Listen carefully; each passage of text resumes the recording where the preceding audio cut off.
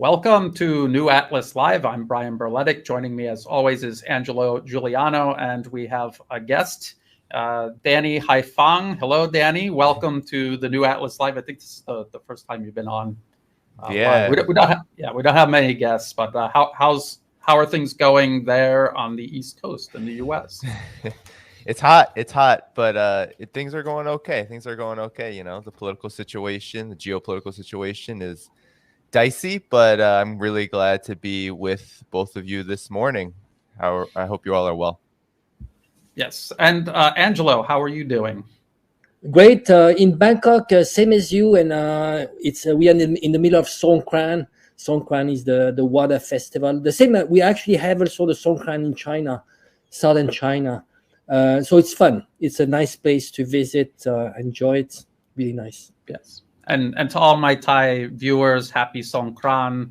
I meant to say that before it started last time, but I forgot. So we have a lot to talk about, and I think we should start with Ukraine. We'll talk about China and its role regarding Ukraine a little bit. We'll get into Taiwan, the Dalai Lama, and, the Taiwan separatism, Tibetan separatism, and then we'll finish it off talking about the BBC complaining about being labeled as state media when they absolutely 100% are state media. So let's take a look at this first article. Let me make sure I'm doing this right. This is from ABC Australia, state media. Ukrainian troops withdraw from some areas amid unrelenting Russian attacks on Bakhmut. And we've been talking about this constantly, and we said that this was what was going to happen.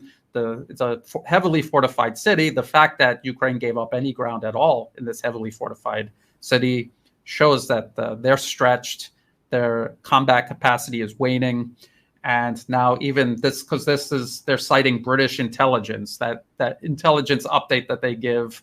I don't know if it's daily or not, but they've said quite ridiculous things.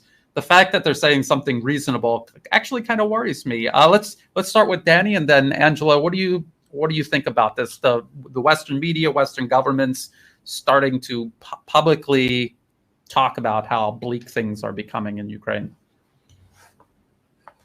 Oh, Danny, you're muted. Sorry about that. Yeah, no, it comes in the midst of these Pentagon leaks. And all of them kind of point in the same direction, that there is, whether it's redirection or distraction, there is an attempt to demonstrate maybe more of what people like yourselves and all of us have been saying, which is that Ukraine doesn't really have a chance here. But I think it's interesting, the timing of this, because how many weeks have we heard over and over and over again that Ukraine is going to launch some spring counteroffensive? And it appears that this admission, or these many admissions that are happening, are kind of laying the groundwork for possibly delaying this for as long as it takes until the collective West is able to muster up some kind of counteroffensive for Ukraine. But I do think the timing is interesting, because there's obviously a level of understanding. It's not just us talking about it. There's definitely an understanding within this war-making class, within the neocon establishment, that this situation, the situation with the war, is not going according to how I think the collective West hoped it would go since, all the way back to last year. I think they hoped that it was going to be a much quicker conflict. And that was never going to be the case. And now the consequences of that are bearing some fruit. Yeah. And Angela, I mean, what are the chances that they're looking for an off-ramp, or they're just buying time, or what do you make of this? Why are they suddenly saying things that make sense after over a year of fabrications? It's hard to say, but I would say probably they're starting to prepare the mind of people that actually it's not what they depicted for 1 year. So you see, the thing is that at some point they don't want overnight the collapse of Ukraine without starting to prepare people. So they need to come up a little bit slowly, gradually, with the truth. Because otherwise, let's say if overnight, they've been telling us that Ukraine was winning the war. And what if overnight Ukraine really collapses? Because there's a probability. We don't know that, but there's a probability. So they need to start preparing people, So they were doing 100% propaganda. Maybe they might start doing a 10% of real news within the 90% or 100% of propaganda.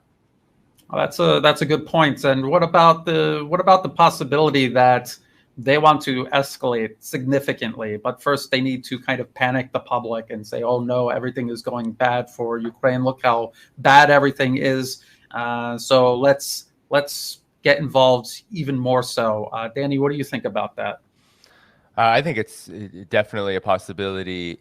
I don't think that the collective West, especially the United States in its foreign policy establishment, has anything with the idea of pulling back. And I don't think that was ever the case for Ukraine, that ever would be the case for Ukraine. They're obviously in this for the long haul.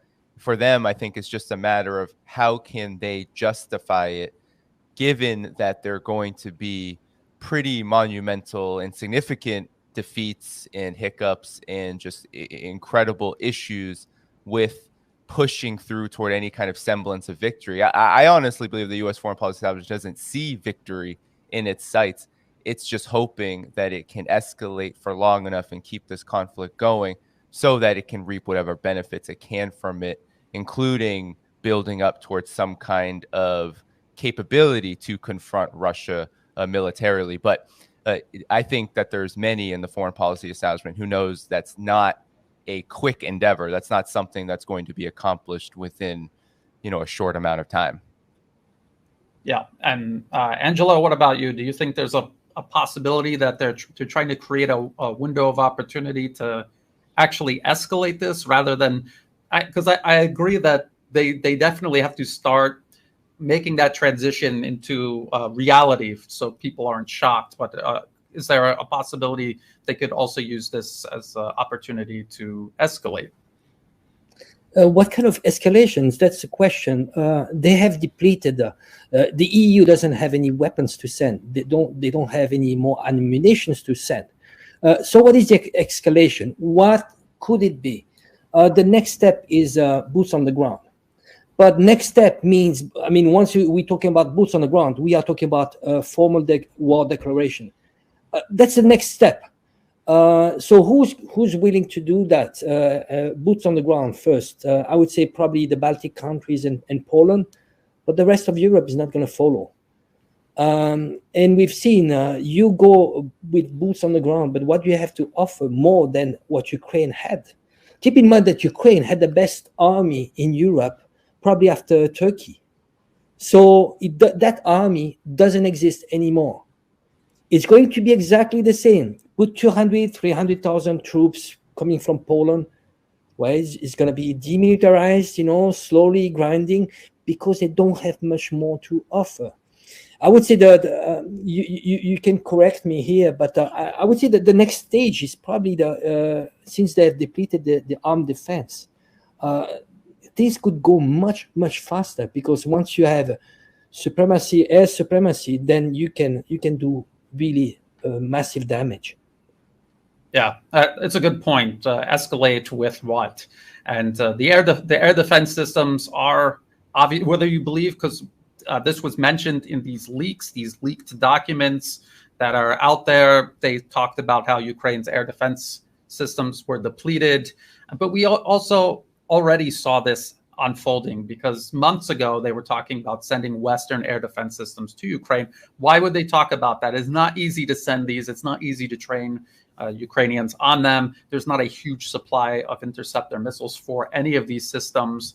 So to take a step like that, the fact that Ukrainian air defenses were heavily depleted, it was obvious. And now I kind of am starting to think that maybe they're pushing Ukraine to do the offensive now, because just as you say, Angelo, once the air defense systems are out completely or to a greater degree, and the Russian Air Force is operating more freely over Ukraine, it is, we heard this term game changer a lot. It actually will be a game changer. It'll be just like in Syria when Russia went in and began bombing the supply lines. Now, Another point I want to make, and this is how I want to segue to this next topic, is they need to save the U.S. and their allies. They need to save their air power for potential war with China. If they get involved heavily in Ukraine, they intervene themselves and they begin expending their air power there. The munitions used with their war plans, that is going to detract from any possible conflict with China. And so let's take a look at this from Al Jazeera. Here we have another European leader attempting to lecture China on how China should handle the ongoing conflict in Ukraine. Call on aggressor Russia to end war. Germany urges China.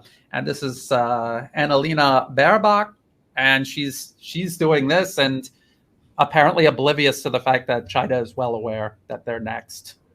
Danny, what do you think about this?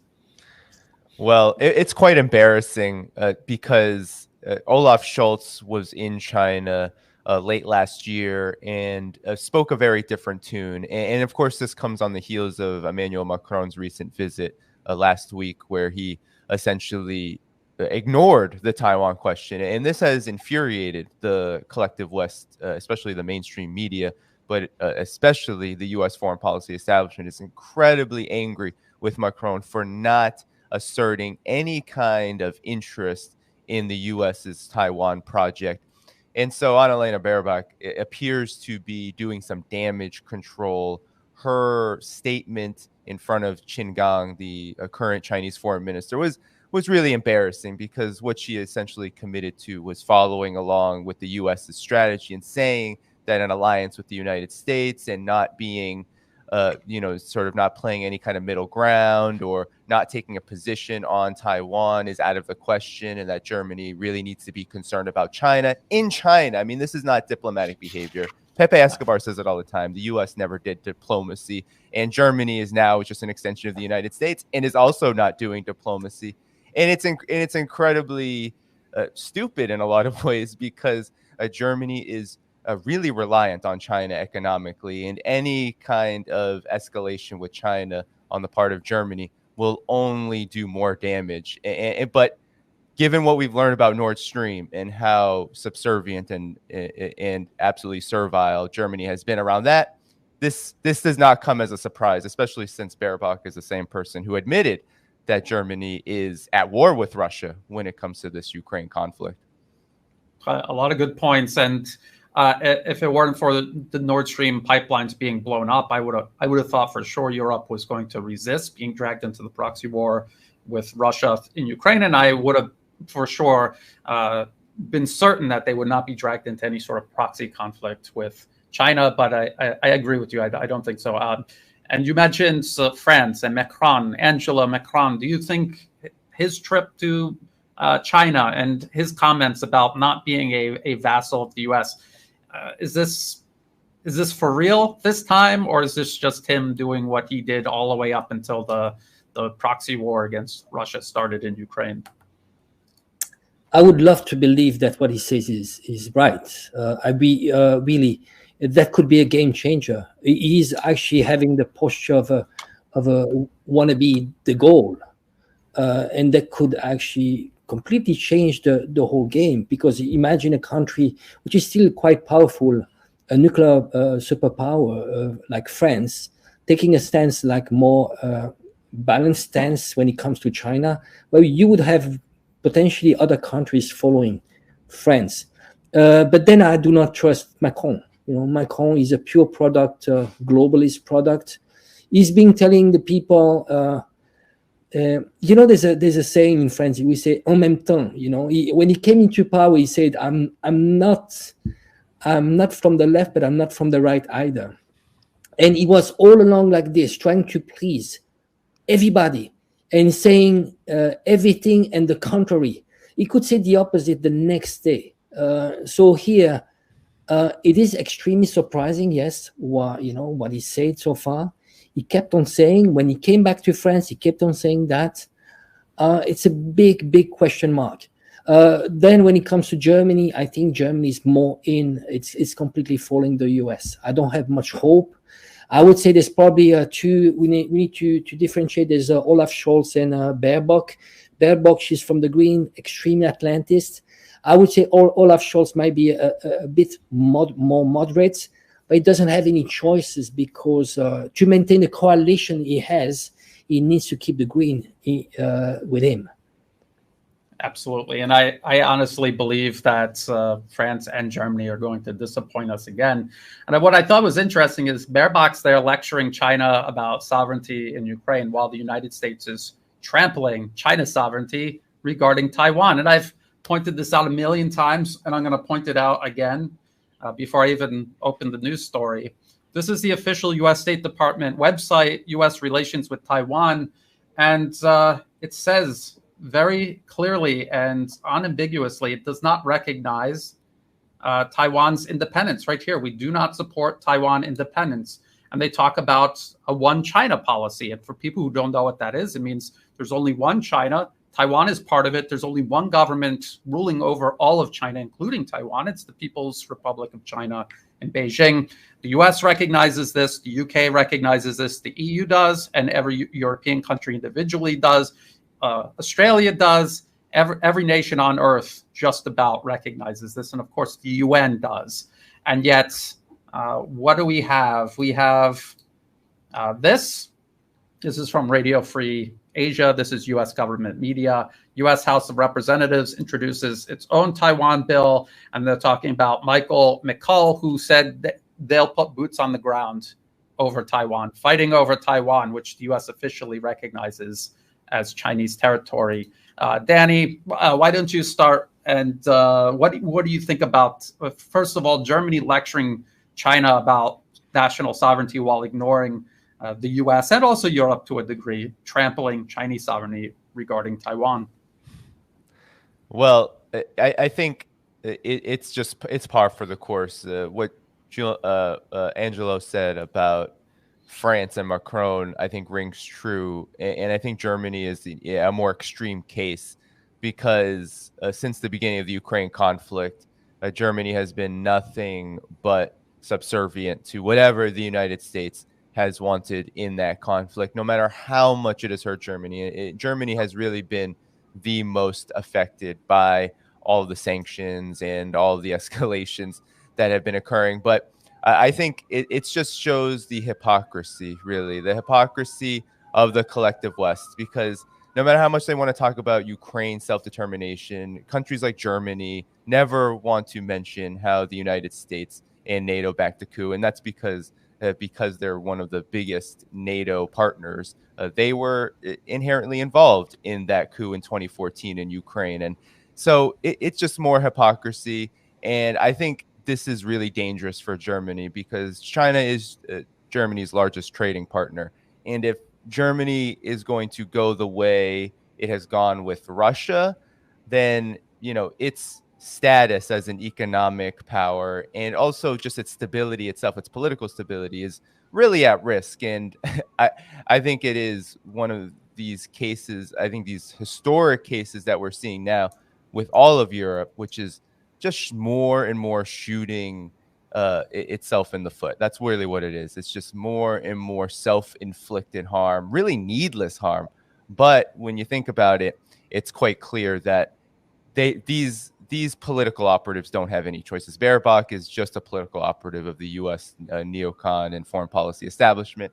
Olaf Scholz is, no matter how moderate he is, he certainly also is more than willing to trade in whatever favor with the United States, regardless of the consequences. Okay, I was just gonna ask Angelo. Well, I thought it was interesting, Danny. You talked about I was saying about how hypocritical it was for Germany to lecture China about Ukraine because the U.S. and also Europe are undermining Chinese sovereignty regarding Taiwan. But you brought up the fact that Ukraine hasn't had any sovereignty since 2014. The U.S. Overthrew the government and installed a client regime in its place. And since then, they have had no sovereignty. And so it's impossible for someone to violate sovereignty that does not actually exist. Angelo, Europe is, I think, also playing a role in undermining Chinese sovereignty regarding Taiwan. So they're lecturing China about Ukraine. What has the European Union, what have they been doing, or an individual European country maybe France or Germany, what role have they played in encouraging what is essentially separatism on the island province of Taiwan? Well, it's interesting that Germany, a country like Germany, is talking about sovereignty. Germany hasn't had any sovereignty since World War II. So you have it's still occupied. We know that there are, I don't know, 20, 30,000 US Army troops on the ground. And so the rule of the game were imposed, their constitution was imposed by the US so they could control Germany. So what we saw in this war, since the Ukrainian war, was that actually you have European countries that actually have given up their sovereignty to the EU, which, by the way, the EU was a CIA-US project. It's really important to understand that. The first who was behind that was Jean Monnet and Walter Hallstein. They were CIA on the payroll of the CIA. And the idea was to dilute all the nation states and basically destruction of those nation states and to create a dictatorship in Brussels. A dictatorship, very similar to what you have in the US, thousands of lobbyists controlling politicians which, by the way, are not elected by European people. So what we saw here was that actually it highlighted that, and it highlighted that the EU is subservient to the US. So, and it's very interesting what we saw in Macron. Did you see Macron had planned this trip to China? And then von der Leyen, she insisted on joining. She insisted on joining, and which, it would be unthinkable if it was the goal, the EU. Actually, if the goal was still alive, France would have left the EU because the goal didn't want that, The goal accepted to be in the EU just because France back then was even more powerful than Germany because Germany was not united. So the goal accepted to be in the EU because he knew he could play a very strong role. So I think it is just ridiculous for those countries to talk about sovereignty. And you see the treatment they had. There was two different treatment because China knows that the EU is an extension of the US. So you had two treatments. You had the treatment of von der Leyen and Macron. Von der Leyen, she had to go through the customs like average Joe. A huge humiliation. She had to take the train. Like average Joe, it was not the treatment they did on Macron. And I think what China is maybe trying to do is maybe trying to divide. I mean, that's the only way it can win. They have to go this way. They will need to divide Europe, and maybe they're taking apart, maybe France. But they need one major country. Could be either France or Germany. If they have them on board, it changes completely. And you see how many shifts they've done so far. Shifts that we didn't believe could happen. We saw Turkey shifting. We saw India shifting. India, which is supposed to a China enemy, but somehow it's siding with the multipolar world. More shifts. With more shifts, we might actually get to the tipping point. This tipping point where slowly, you have followers and then everything overnight changes. And with the pain of Ukraine, as time passes by, we see that, European countries, they have only so much they can put into this. And people, they don't want, if you ask Europeans, the mood is shifting. It was cool, at the beginning, they thought, oh, it's attacked and so on. Now they're learning that they are financing Nazi regime, a drug addict, which is at the head of Ukraine, someone that doesn't care about Ukraine. So people are waking up. Yes.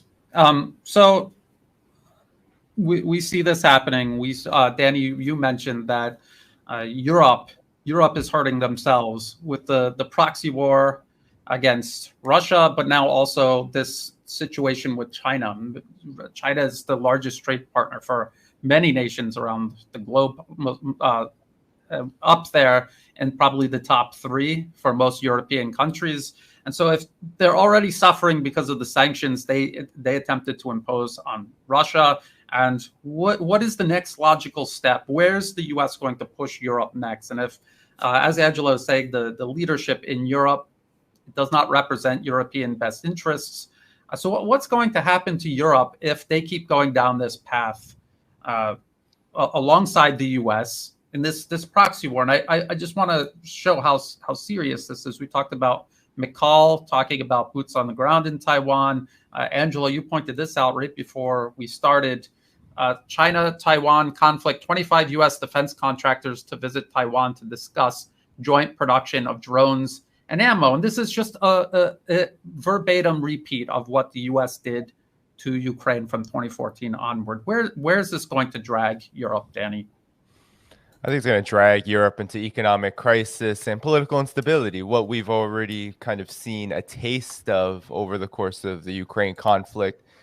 You already hear EU leaders talk about, for example, Josep Borrell talk about things like sanctions on China.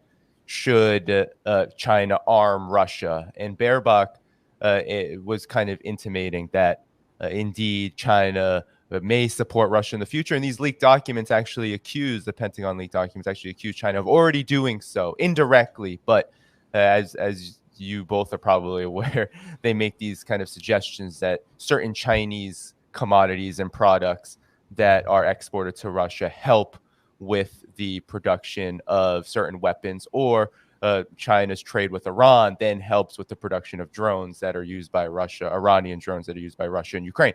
So I do think that there is going to be a huge push to economically bring Europe more and more down the path of decoupling. And I think that's what made Emmanuel Macron's trip so infuriating. And the optics were really interesting about that trip, because you were talking about some of it, Angela, with the train ride for Ursula. But there was also a clear boundary drawn, a line of demarcation, that there would be no joint meetings between all three of them. There would be no pictures taken, right? So altogether, every conversation that was had was done separately. So Ursula met with Chinese leaders, and then Macron met with Chinese leaders, but they never came together. And I think that on the one hand, Europe was trying to be, the EU is trying to be a little strategic about how it wanted to present itself.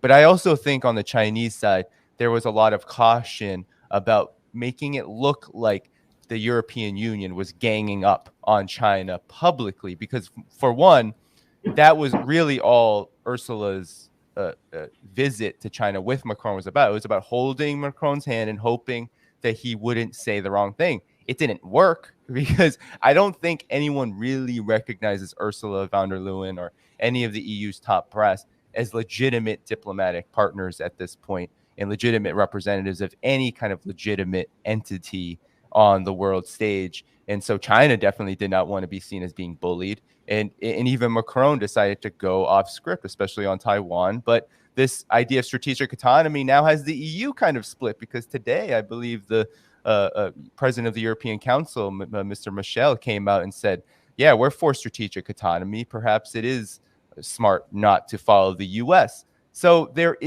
are these breaks, but they can't be trusted, because just like Macron, he's an investment banker, worked at like the Rothschild and Schwab Bank. You know, he is a neoliberal through and through. He has, despite all of his rhetoric, right, throughout the Ukraine conflict, I know, Brian, we've talked about this. Macron has talked about, being a mediator in Ukraine and trying to take an independent position. But what has France done? I mean, some of these leaked documents show that there are French special operations forces operating in Ukraine. It's not as if they're not a party to all of the aggression that the United States has been leading the collective West along. And so it isn't to be trusted. But I think we are going to see more political instability. They're already predicting in the Pentagon, because these leaked documents show that Ukraine's political situation could very well get really bad very soon. But I think Europe, we're seeing it too, where with the protests in France, and I know Germany's had unrest. We've seen the Czech Republic. We've seen so many countries kind of rise up. People rise up and say, no, we don't want just unlimited funding and unlimited war from NATO. And I think that's what's coming. And I think the EU is definitely going to try to tighten up its economic warfare toward China, to try to show that it's tough. When that will happen, how that will happen, unsure yet because there's so many different areas it could try to target, but it will only end up going badly for Europe and its economy.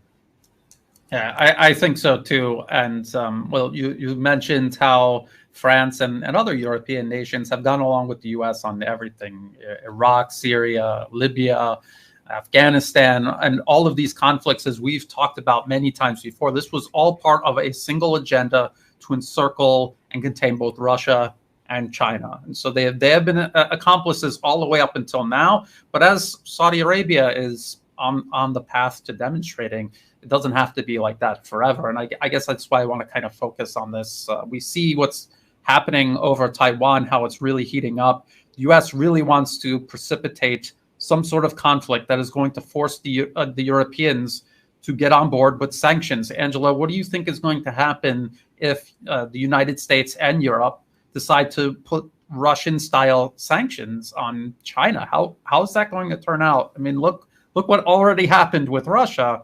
I mean, I can't even imagine what will happen if they try to repeat this with China. Well, we saw how it damaged, especially European economies when it came to Russia. You have to multiply this probably by 10. There's one thing is probably China, when it comes to sanctions, they are in a much stronger position than the collective West.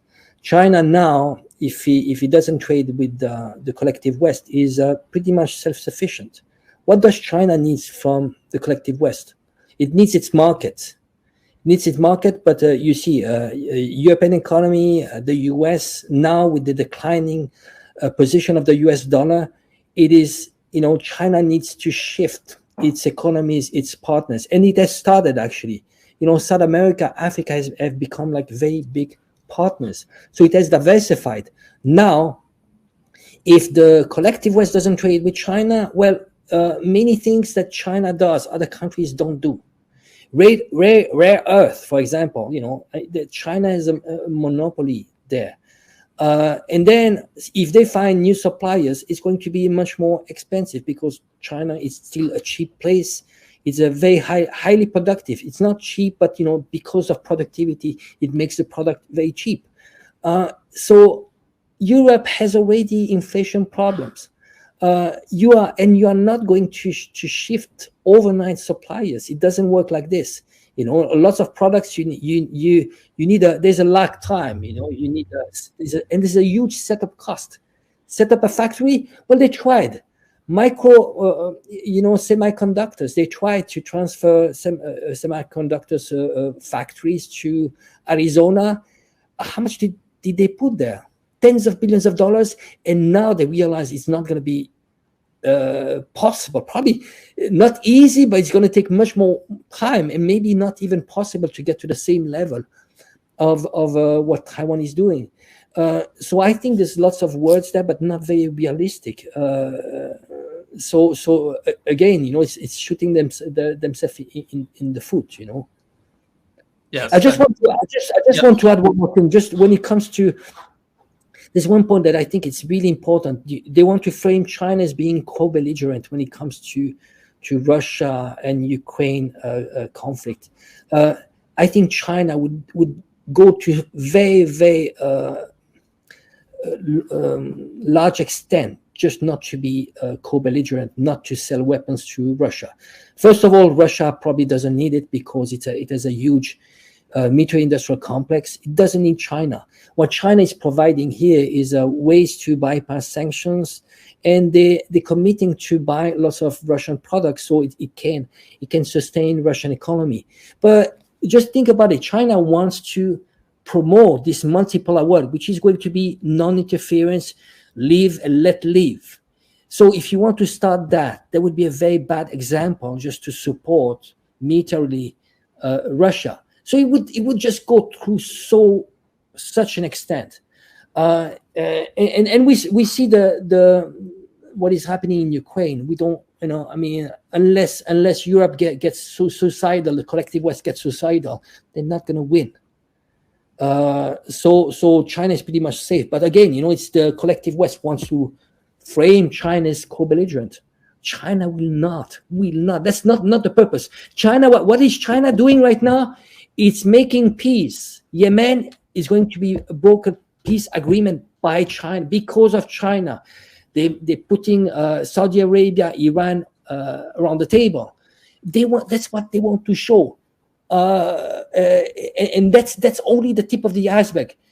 Once there's a multipolar world, you are going to see many wars ending, including the Palestinian issue. Everything is going to be solved. You know why? Just look at every single conflict you have around the world. You have always one side, and very often it's the minority, it's the smaller side, which is supported by the collective West.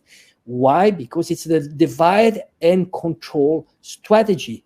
Once the collective West cannot play this role and cannot finance all those NGOs, NEDs, and so on, then you have countries that are not going to be so emboldened. They'll be like, you know what? Let's solve locally. So they are going to solve locally problems. Neighbors, I can understand interference, not interference, but countries' neighbors coming at the help. And that's what we saw. We saw what happened in Kazakhstan. It was a beginning of a country like Russia saying, well, you know what, color revolution, those coups won't happen again, because it goes in contradiction with the UN Charter. No interference, and China is going to be about this. Live and let live, and number one every time, country sovereignty. Yes. It's not about ideology. We go back over and over. Not about ideology. Ideology is wrong. It's wrong. If you respect the country's democracy, let them protect their sovereignty, and ultimately they'll find their own system.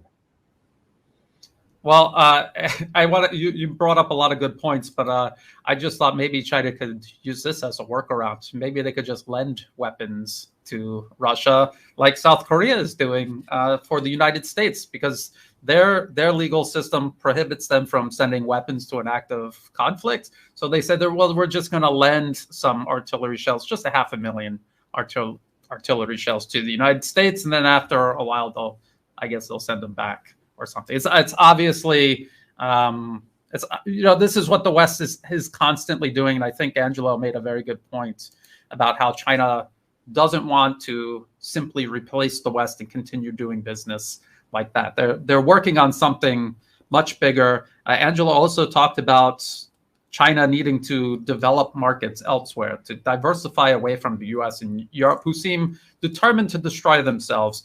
And isn't that the whole point? And maybe we could talk about this, Danny. The Belt and Road Initiative. People keep saying, this is debt trap diplomacy. They don't care about these countries. When you realize how important it is for them to expand markets elsewhere, you realize that this is almost a matter of self-preservation, to do a legitimate process of development in these nations, to develop their economies so that they can become larger, more efficient markets, so that they can help China. And obviously China is helping them. How do you see that? Do you see that as part of the motivation for the Belt and Road Initiative, Danny? Oh, for sure. I mean, when I was in China and asked people about it, there was an incredible pragmatism to something like the Belt and Road Initiative. Indeed, China has principles and China has values, and many of them stand in complete distinction to the collective West. But a lot of the values that China adopts now, especially globally in how it conducts economic and political and diplomatic relations, really just reflect what the UN Charter says about how you do these things. And the Belt and Road Initiative is no different. But some of the pragmatism here is just that China's economy has grown incredibly fast.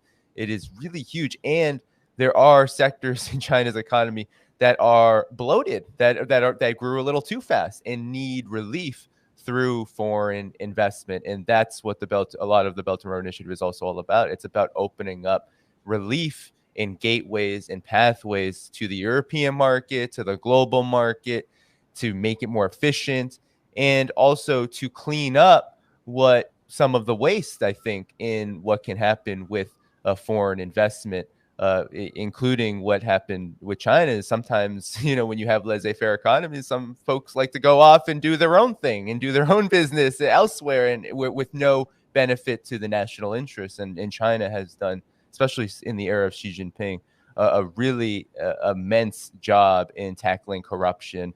And the Belt and Road Initiative, because it is mainly state-directed, of course, with the help of the private sector, it is all about modeling the relationships that China would like to see all over the world, and that much of the world has embraced. I mean, it's more than 140 countries. It's more than a couple of thousand projects either completed or underway or in the planning process. And all of the countries that have partnered with China, for the most part, are underdeveloped countries, are poor countries, are countries that have long histories of understanding what it's like to follow the United States, follow the collective West down their path of economic relations, which is based on zero sum and based on the notion that one party should dominate and the other party should suffer the consequences of that domination. And China does it completely different. So the values that China holds, I was thinking about this too, is that a lot of the ways that China has conducted projects like the Belt and Road Initiative reflects this. As you were saying, Angela, like ideology can be really poisonous. And during the Cold War, regardless of whatever we thought about which side had the correct values, the U.S. and the collective West was really able to weaponize ideology against socialism and communism and attempt to delegitimize whatever independence movements were arising all over the world. And I think the way China adapted through this like hide your strength and bide your time mentality that Deng Xiaoping initiated, it was to integrate China while also ensuring that China's sovereignty was protected and that it could adhere to its own values, but that there would never be any more impression from here forward that China was trying to export any kind of model. And that has become so attractive to the global South, because after the fall of the Soviet Union, all the global South has known is imposition and projection of ideology, economic system, political systems onto them from the outside, from the collective West. So I think China is just doing what's really smart here and assuming leadership de facto just by example, just by leading by example. And now countries like Saudi Arabia, something that maybe we wouldn't have even thought of 2 decades ago, Saudi Arabia deciding to diversify its own political and economic portfolio based upon just how influential China has become. And of course, Russia has to be included in that as well. A lot of good points. And it all comes down to purpose-driven policy and projects versus purely profit-driven. And you'll notice that China is pursuing a foreign policy driven by an actual purpose, not just wealth and power. They're also getting wealth and power as a consequence, but it's much more measured and constrained and in proportion, proper proportions that you would expect to have. And well, we said we were going to do questions and answers. We never do it, like every single live stream. But they were talking about on the Duran, and people don't have to feel guilty if you want to go over and watch the Duran. That's okay. We could catch this one later. But so why does the U.S. want to destabilize Thailand? It goes right back to the Belt and Road Initiative. China is literally changing the face of the world with its Belt and Road Initiative, its cooperation with all of these other nations. Countries like Thailand, despite Cold War myths, it has an extremely close relationship with China, largest trade partner, investor, source of tourism. They're building a high-speed rail link from Bangkok to China through Laos. The high-speed rail line in Laos is already completed. And Danny, you were just talking about how the rest of the world there used to the West basically just squatting on them. And Laos is a perfect example of this. During the Vietnam War, the U.S. dropped more bombs on Laos than there are people. And even to this day, there are more unexploded ordnance in Laos than actual human beings living there. And as a matter of fact, the high-speed rail line through Laos was delayed because China had to sit there and clean it up because no one else did it. The U.S. pays lip service, says that they are, but the rate that they're demining and dealing with this, it'll be hundreds of years in for all practical purposes forever. It'll never be done. So this is the difference between how China is running their foreign policy and how the U.S. has demonstrably run its foreign policy. And I kind of want to pivot toward, and I'll let you start first, Angelo, toward this process of interference. So we're talking about Thailand. The U.S. wants to destabilize Thailand. There's a rational government in power trying to balance Thailand's foreign policy. They want the opposition in power who has been propped up by the U.S. and they'll do to Thailand what the regime in Kiev did to Ukraine and everywhere else the U.S. goes. So let's talk about Tibet, because Tibet was in the news here recently. And here's the BBC. And Dalai Lama defended over tongue-sucking remark. And I feel like I have to take a shower just reading the headline. This is someone the CIA has literally built up over decades. People are like, no, he's not. He's the real deal. He's not. We have from the State Department's official website, Tibetan operations, CIA Tibetan activity. This is dated 1964, just to give you an idea of how long this is going on. And so there was political action, propaganda, and paramilitary activity, which means giving people guns to kill people. And so the Dalai Lama got caught doing something extremely perverted, basically sexual assault on this little boy. And we see the West defending him. Angela, what does this tell us about the principles the U.S. has or doesn't have, and how they just kind of use these incidences if they're convenient and bury them when they're not? Well, I don't know if all of you know about this. We've seen the news on Twitter and so on, but yeah, it's not, at least back home in Italy, Switzerland, it's not mainstream news. But so the Dalai Lama was caught kissing a kid on the lips, and then he was trying he asked the kid to suck his tongue. So that's quite shocking. In most countries around the world, you go to jail for that. Actually, including India. In India, you go to jail for that. It's molestation. You don't do that. And they're trying to spin this as being overnight. There's a new tradition in Tibet. They have to find something. It's like family, and it's like it's playful. In addition to torture, murder, and slavery, other time-honored Tibetan traditions under the Dalai Lama.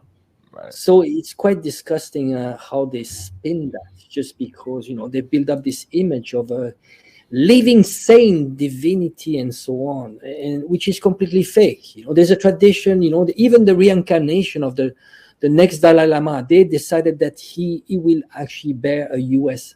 passport. That is completely so they're destroying completely the movement. It's going to be just a Hollywood movement. So I'm speechless when I see that. But again, this. I think here the collective West is actually showing how some part of decadence. It's extremely decadent, and we saw this. This is what we see in front of people. I'm just asking myself what happened behind closed doors. There's probably much more to that. And pedophilia. It's huge. It's huge in many countries. We saw. Epstein was it might be even a small one, but we saw in France. In France, you have politicians like Cohn-Bendit. Cohn-Bendit is a politician. He's in the EU. In an interview, what he said? He said, but that's a long time ago. That's 20, 30 years ago. He claims that he had sex with kids. He loved 10 years old kids, undressing him, touching him, and so on. He's a politician. So this problem of pedophilia, it's a big problem, and they're closing an eye because people of power, that's what they do. When you have power, money, well, you just push the extreme, and they want to impose upon us, a world which is, some might call it decadence. And that's this whole movement, LGBT and so on. On the surface, it looks cool, but it's actually a dividing issue. It's not inclusive. And they're adding stuff to this. They just legalized zoophilia in Spain. And we call this progressive. And what shocks me is that, sometimes the self-proclaimed leftists, they embrace those causes, but it's decadent. It's actually a manipulation. It's not about progress here. We need to look at the trend and what they want to impose upon people. It's not inclusive. On the opposite, you are going to divide people, and that's what I want to point out here. And we see, when you are permissive on what happened on the Dalai Lama, then what's next? What is next? Yes.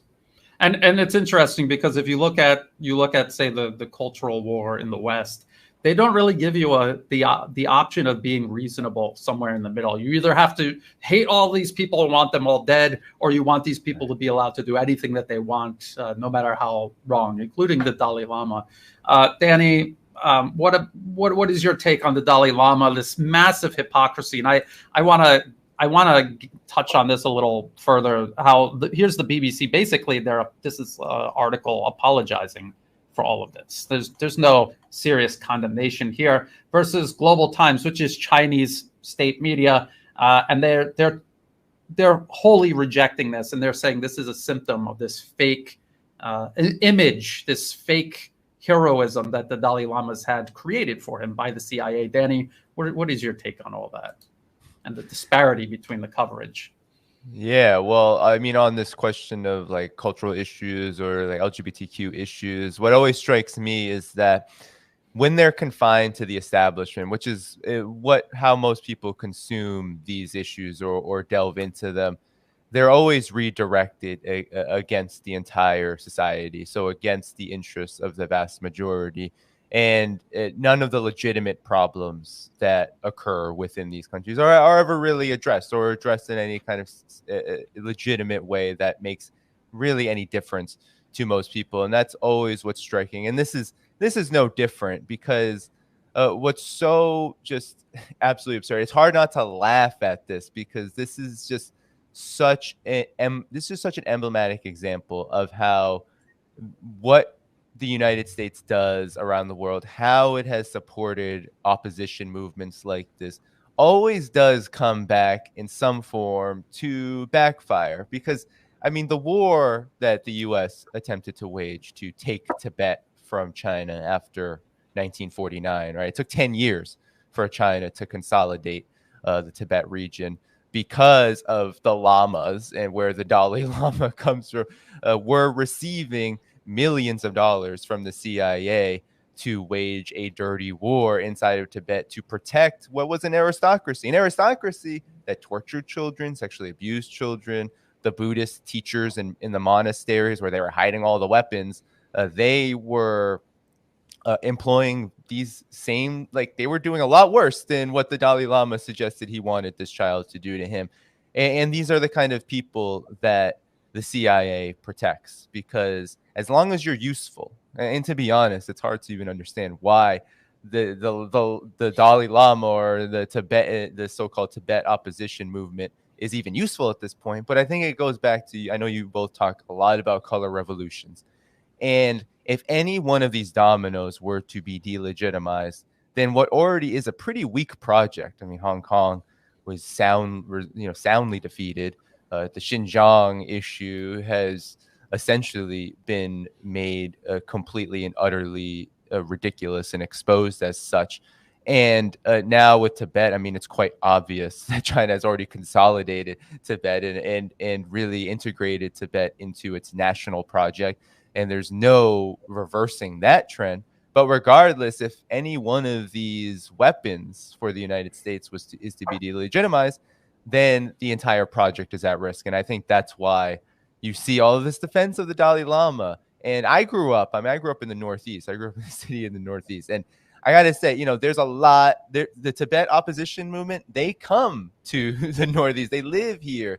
And, it's quite clear just how much support they've received to be kind of the useful pawns of the United States' war on China, because they have received so much privileges for doing such a thing. And Dalai Lama gets to live very high and very well in India after making, what was it, $180,000 per year, just to continue on this ridiculously useless and utterly unsuccessful campaign to try to rip Tibet away from China. So it is really truly disgusting, and it just goes to show how far the U.S. and its allies will go to protect even the most, what I feel like are marginal projects at this point, because there's just absolutely no hope for the U.S. and its allies to get anything out of the Tibet issue other than propaganda talking points and scoring some points in its larger war.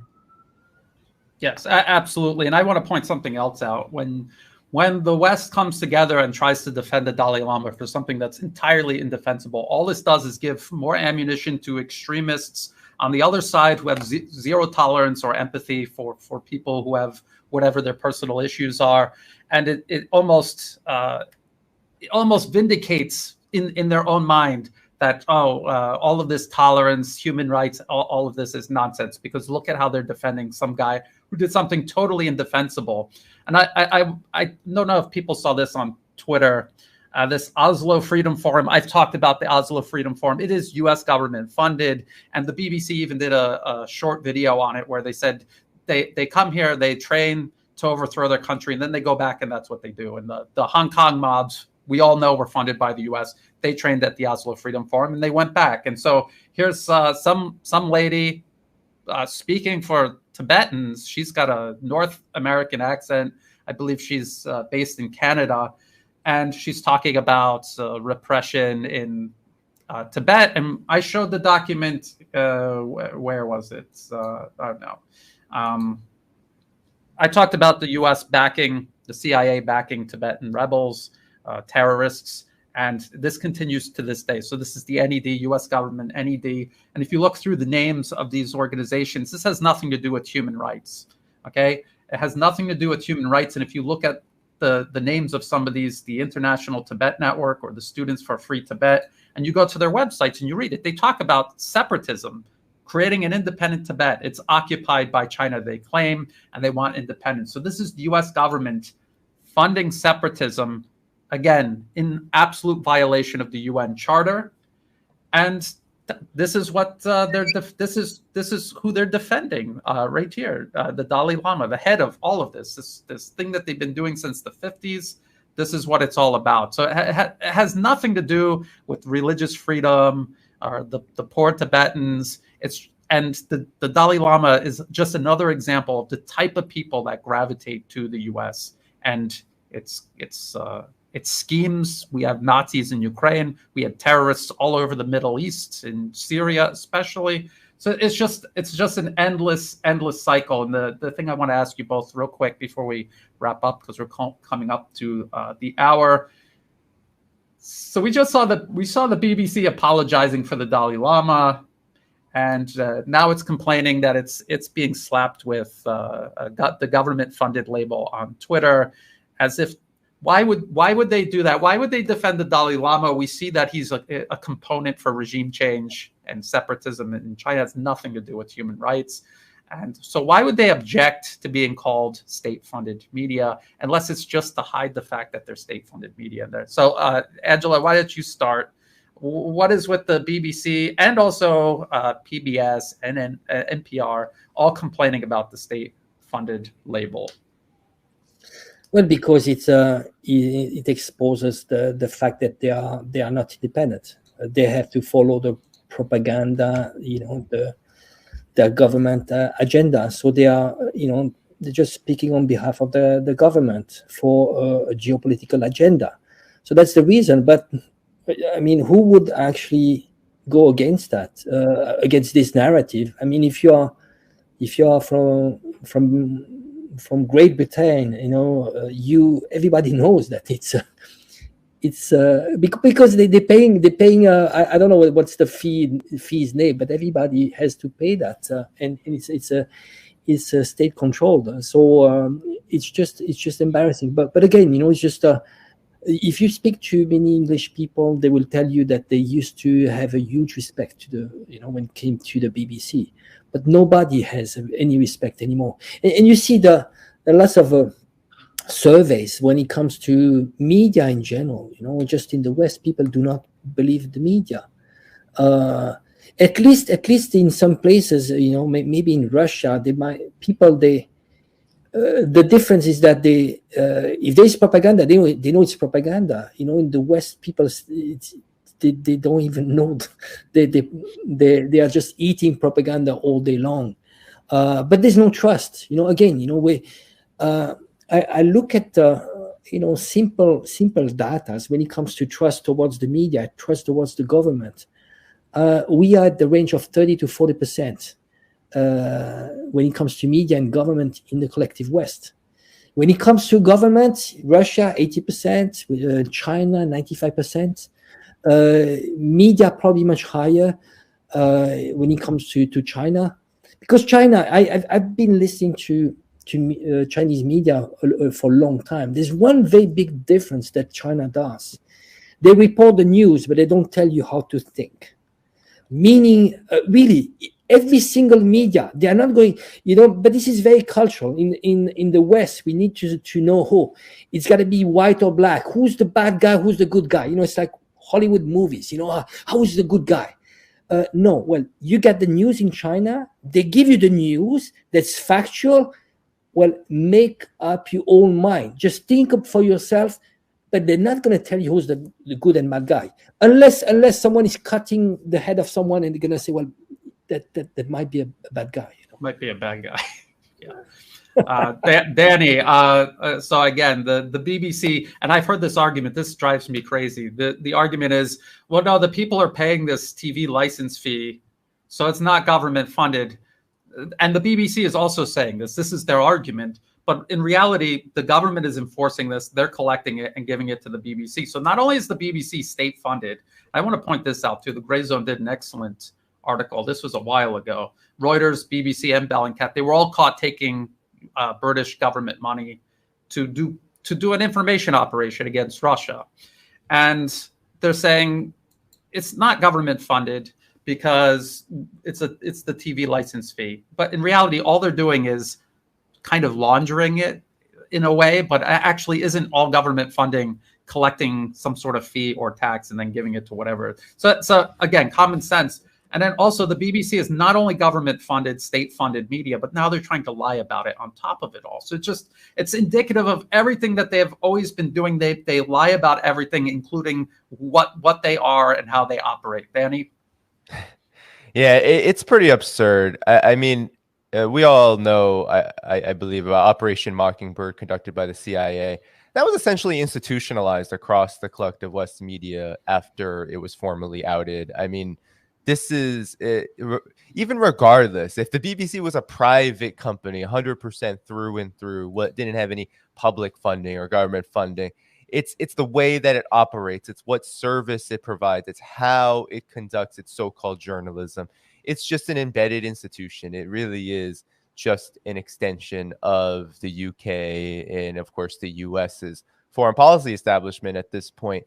But what's so just, I think, infuriating about this too, just what's so ridiculous about it and just so absurd, is that the BBC objected to what already was a tepid label.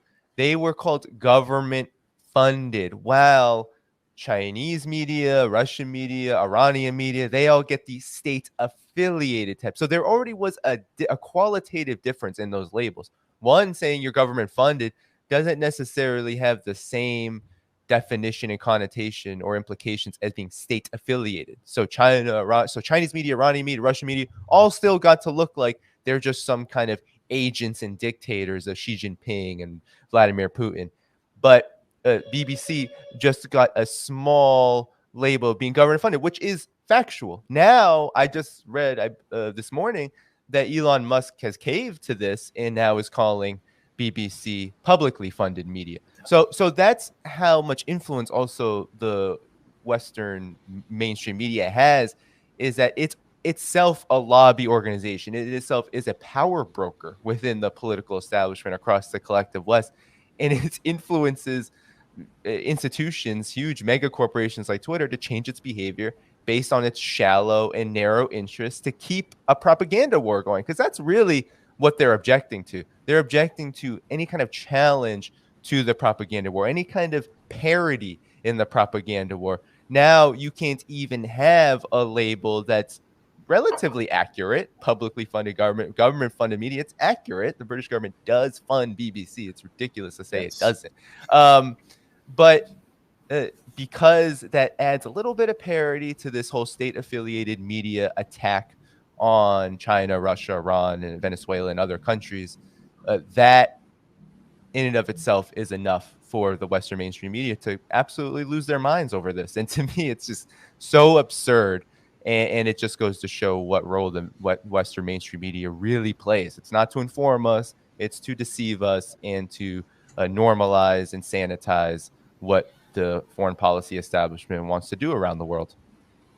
Well said. And I mean, isn't that the whole point with the BBC? It doesn't even matter whether they were funded by the government or not. What is their role? Who was cheerleading the war, the invasion of Iraq, the WMD lies? It was the BBC. And I've seen people say, well, you can't compare the BBC to RT. You're right, you can't, because Russian state media called out the lies about WMDs. The BBC was there cheerleading, and they've done the same thing ever since.